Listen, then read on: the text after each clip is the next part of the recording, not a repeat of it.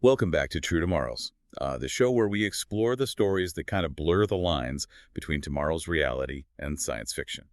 Yeah. I'm Adrian Smith. I'm Julia Jones, and I'm here to guide us through the science and all the speculation and sometimes the downright chilling possibilities that these stories throw at us. If you love exploring the edges of what could be, where tech takes us to places we never expected, then buckle up because this is your daily dose of mind-bending possibilities. Definitely. Don't forget to rate and follow us so you don't miss out on a single episode. So today's story drops us into a world that on the surface sounds like a utopia.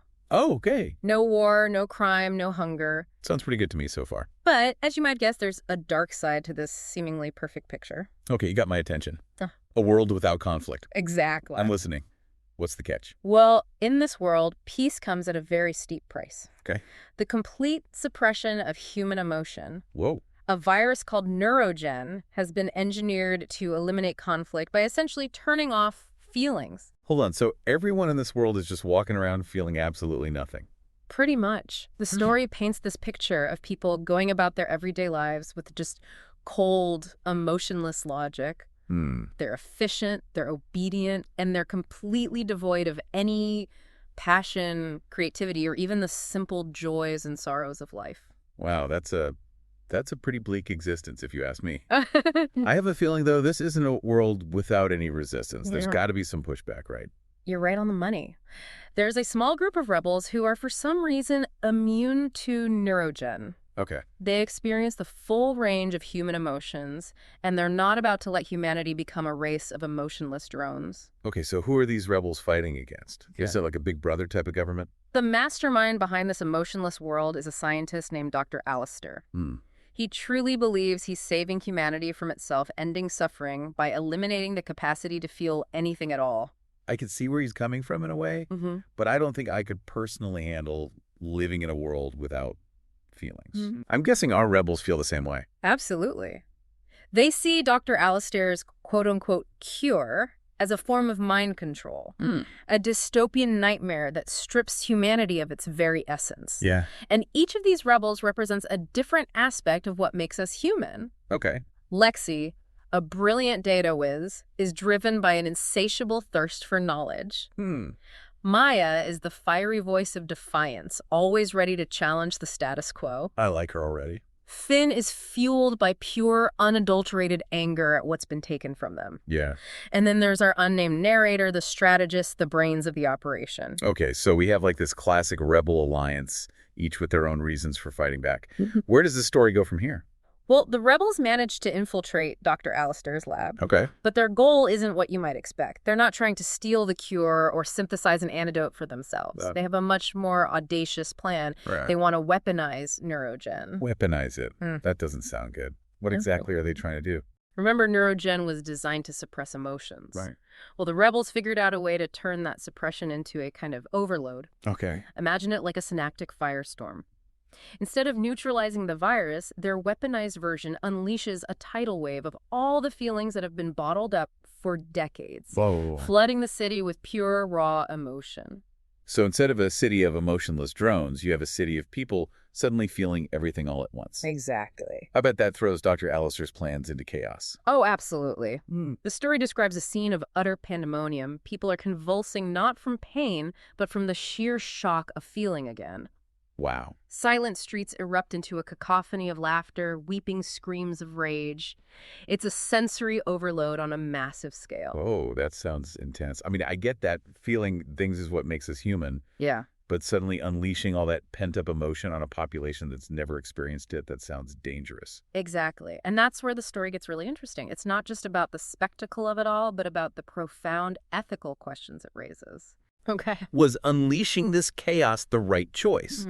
Was Dr. Alistair right to fear what he called, quote-unquote, the monsters of our own making? Those are some heavy questions. Yeah. It makes you think about the potential downsides of tampering with something as fundamental as human emotion. You hit the nail on the head. The story doesn't offer any easy answers. It forces us to confront the complex reality that suppressing human emotions might lead to order, but it also robs us of our very humanity. Yeah. And on the flip side, while emotions are what make us who we are, they also have the potential to lead to chaos and destruction if left unchecked. It's a real moral tightrope walk. Okay, so we've got a city in chaos, a population reeling from the sudden onslaught of feelings. I'm dying to know how our ragtag crew of rebels reacts to all this. Well, each of them experiences this emotional reawakening in their own unique way. Okay. Lexi, who's always been so analytical and focused, suddenly experiences a rush of pure, unadulterated joy. Well, It's like a whole new world has opened up to her. I bet that was pretty amazing after living in such a sterile, emotionless world. What about Maya? I imagine she's loving the chaos. Maya is definitely in her element, but her defiance takes on a new dimension. She's no longer fighting against the silence, but against the overwhelming noise of a city relearning how to feel. And Finn, who is consumed by anger. How does he handle this sudden flood of emotions? Finn's story is perhaps the most poignant. His anger, which had been his driving force, melts away, replaced by a tidal wave of empathy. He can feel the collective pain and joy of the entire city, and it brings him to tears. Wow, that's a powerful image. So the rebels achieve their goal. The city is no longer under the control of this emotionless virus. But I have a feeling this isn't exactly a happy ending. What's the cost of this victory? That's the question, isn't it? The story ends on a note of uncertainty. The chains of enforced apathy have been broken, but something wild and unpredictable has been unleashed. It's like opening Pandora's box. You can't just let powerful emotions run rampant without consequences. So what's next for this world? Is this a victory for humanity or a descent into chaos? The story leaves that for us to ponder. It's a reminder that the future, like human emotion itself, is a complex and often unpredictable thing. Well, I'm definitely left with a lot to think about. A world without emotions is terrifying, but a world ruled by unchecked feelings could be just as bad. Absolutely. This story really makes you think about the delicate balance we need to strike as human beings. We need emotion to connect, to create, to experience the fullness of life, but we also need reason and control to prevent those emotions from leading us down a destructive path. And it makes you wonder if Dr. Alistair, despite his drastic methods, wasn't entirely wrong to be worried about the dangers of unchecked emotion. It's a chilling thought, isn't it? But ultimately, I think the story is more about acknowledging the duality of human nature. We're capable of both great love and great destruction. The key is finding a way to harness the power of our emotions without letting them consume us. This has been a really fascinating deep dive into a world that could be closer than we think.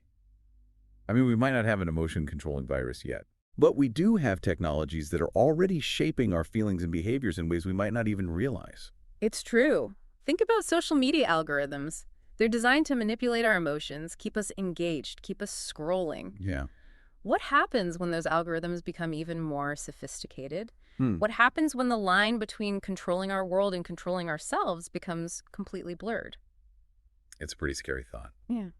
But it's also a reminder that we need to be mindful of the technologies we create and the potential consequences they hold. Yeah. We can't just blindly chase progress without considering the ethical implications. Absolutely. And on a personal level, I think this story is a reminder to cherish the full spectrum of human emotions, embrace the joy, the sorrow, the anger, the love, because those feelings are what make us who we are. Well said. I don't know about you, but I'm feeling a whole lot more grateful for my ability to feel things, even the not-so-pleasant ones, after exploring that world. It's a reminder that our emotions, as messy and unpredictable as they can be, are a gift. I agree. They're what connect us, inspire us, and drive us to create, to love, to fight for what we believe in. A world without them might be peaceful, but it would be a hollow existence indeed. Well, folks, that wraps up our exploration of a world without emotions and the chaos that ensues when those feelings come rushing back. We grappled with some tough ethical questions and hopefully came away with a renewed appreciation for the complexity of human nature. And we hope it sparked some thoughts for you as well. Would you want to live in a world without emotions, or would you rather embrace the chaos? Let us know what you think on social media at True Tomorrow's Pod. We love hearing from you. And be sure to tune in tomorrow for another mind-bending tale from the edge of tomorrow. Until then, keep those imaginations firing and stay curious. We'll see you next time on True Tomorrows. Picking up where we left off, let's imagine you're in this world where emotions have been suppressed for decades, and now suddenly they're all unleashed at once. Yeah. What would that even feel like? It's mind-boggling, right? This story does a great job of describing the city's descent into chaos. Right. But I'm curious about the long-term effects. I mean, could a society even function after something like that? That's a fascinating question, and I don't think there are any easy answers. Remember, these people have never learned how to process their emotions, how to regulate them. It's like they've been thrown into the deep end without ever learning to swim. I imagine there would be a lot of confusion, a lot of misinterpretations, Yeah. people acting on impulse without thinking things through. Exactly. And think about the societal structures that have been built around this idea of a completely emotionless society. Right. Laws, social norms, even basic human interactions, everything would have to be reevaluated. So it wouldn't just be about individuals adjusting to this new reality. It would Oh. be about society as a whole figuring out how to function in a world where feelings are suddenly back in the equation. Precisely. The story doesn't go into too much detail about the long-term consequences, Okay. but it definitely leaves you pondering the ripple effects of such a dramatic event. It also makes you think about the potential for both good and bad. I mean, on the one hand, you have the possibility of incredible creativity, empathy, connection. Right. But on the other hand, there's the potential for conflict, violence, and even more suffering. It really highlights the duality of human emotion, doesn't it? Yeah. We have the capacity for both incredible acts of kindness and unspeakable acts of cruelty. Yeah. The question is, which side would prevail in a world that had been stripped of emotion for so long? The story focuses on the immediate chaos, but I'd love to know what happens in the weeks, months, years after this emotional awakening. Does society crumble, or does it find a new way to exist, a new equilibrium? That's a great point. It would be fascinating to see how things unfold. Would this event lead to a greater understanding of human emotion, a more compassionate world? Or would it trigger a descent into anarchy? Maybe it would be a bit of both. Like maybe certain communities would thrive in this new world while others would struggle to adapt. That's a really interesting thought. Perhaps some people would even try to recreate the old order, clinging to the perceived safety of a world without emotion. Imagine the debates, the philosophical arguments that would erupt. That's what I love about these True Tomorrows stories. They spark such fascinating conversations. They make you question everything you thought you knew about the world in the future. Speaking of questioning, Mm-hmm. I'm curious about how the story connects to real-world advancements in AI. I mean, we're not talking about a virus that controls emotions, Right. but we are developing technologies that can influence our feelings and behaviors in subtle ways. You're right. I I'm mean, on- think about the algorithms that curate our social media feeds. They're designed to keep us engaged to trigger certain emotional responses. Yeah. And that's just the tip of the iceberg. As AI becomes more sophisticated, who's to say what kind of influence it could have on our emotional lives? It's a bit unsettling when you think about it. What if instead of a virus, we create an algorithm that inadvertently suppresses certain emotions or amplifies others? Could we accidentally engineer a society that's emotionally stunted or hyperreactive? Those are some pretty serious ethical considerations. Yeah. It makes you wonder if Dr. Alistair, in his quest to control emotions, might have been onto something, even if his methods were extreme. I think the key takeaway here is that we need to be incredibly careful about the technologies we develop. We need to anticipate the unintended consequences and engage in open and honest conversations about the ethical implications of our creations. Because the line between innovation and manipulation can be incredibly thin. Yeah. And once we cross that line, it might be impossible to go back. Exactly. The future is full of possibilities, but it's also fraught with danger. We need to approach these advancements with a sense of responsibility, a recognition that our creations can have a profound impact on the human experience. I'm also wondering if there are any real-world parallels to the idea of a weaponized emotion, like what the rebels unleashed in the story. That's an interesting question. I think the closest comparison might be the way information is used in today's world. Okay. Think about how social media can be used to spread propaganda to incite anger or fear. Yeah. In a way, information itself can be weaponized to manipulate emotions and influence behavior. That's a really insightful connection. So like in the story, the rebels weaponized emotion to disrupt the status quo. And in the real world, information can be used in a similar way to stir up unrest or challenge authority. Exactly. And just like in the story, the outcome of unleashing that emotional energy can be unpredictable. Sometimes it leads to positive change, but other times it can have destructive consequences. It's a powerful reminder that we need to be mindful of how we use information, how we communicate with each other, Right. and how we engage in online spaces. Because the words we choose, the stories we share, and the emotions we evoke can have a real impact on the world around us. Absolutely. Just like in the story, the power of emotion can be both a force for good and a catalyst for chaos. It all depends on how we choose to wield it. Speaking of wielding emotions, let's circle back to our rebels. We left them in the midst of a city in emotional upheaval. Yeah.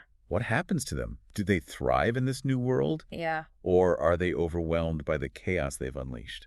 Well, the story doesn't offer a definitive answer, but it does give us some clues about how each character navigates this new reality. Okay. Lexi, the data whiz, who was always driven by logic, finds herself swept up in a wave of joy.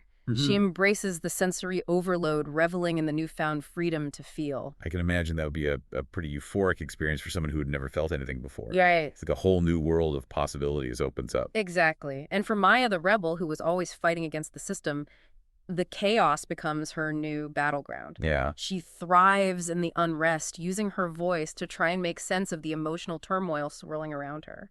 I can see her becoming a leader in this new world, someone who helps people navigate the complexities of their newfound emotions. But what about Finn? He was always so consumed by anger.